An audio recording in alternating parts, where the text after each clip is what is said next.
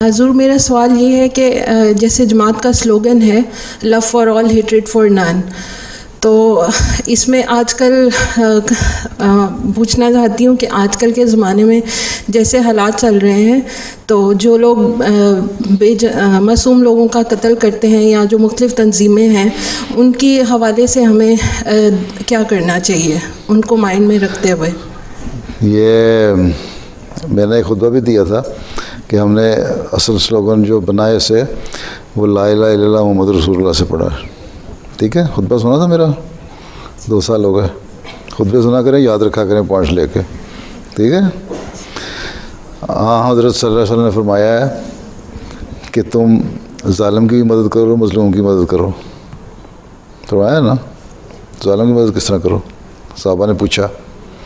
آپ نے فرمایا اس کو ظلم سے ہاتھ روکو، اس کو سمجھاؤ، زبان سے، ہاتھ سے، زبان سے نہیں دعا کرو.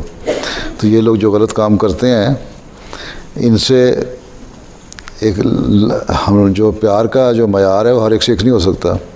آپ کو جو اپنے بچے سے پیار کا معیار ہے وہ اور ہے، جو ماں باپ سے وہ اور ہے، جو بہن بھائیوں سے وہ اور ہے، جو دوستوں سے وہ اور ہے، جو ماحول سے اور ہے نا مختلف. لیکن ہر ایک سے آپ نفرت تو نہیں کرتے ہیں. اپنے خیال میں ان کی جو لیے جو معیار ہونا چاہیے، اسٹینڈرڈ لیول ہونا چاہیے، اس کے مطابق ان سے پیار کرتی ہیں. ٹھیک ہے. حضرت نے فرمایا کہ جو ہمدردی ہے، ابھی چور سے ہم یہ تو نہیں اس سے ہمدردی کر سکتے تم نے چوری کی بڑا اچھا کیا، اس شخص سے ہمدردی ہے اس بحیثیت انسان کے، لیکن اس کے عمل سے ہمدردی نہیں ہے. ٹھیک ہے.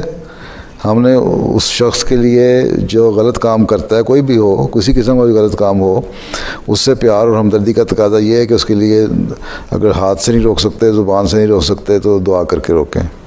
ٹھیک ہے. یہ ہے.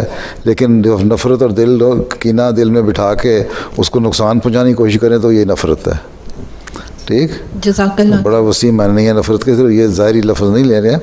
اگر آپ کے دلوں میں کینہ پیدا ہوتا ہے اس کے لیے تو پھر وہ نفرت بن جاتی ہے. اگر اس کی اصلاح کی کوشش کرتی ہیں تو وہ پیار کا معیار ایک کم از کم معیار جو ہے وہ ہو جاتا ہے. ٹھیک.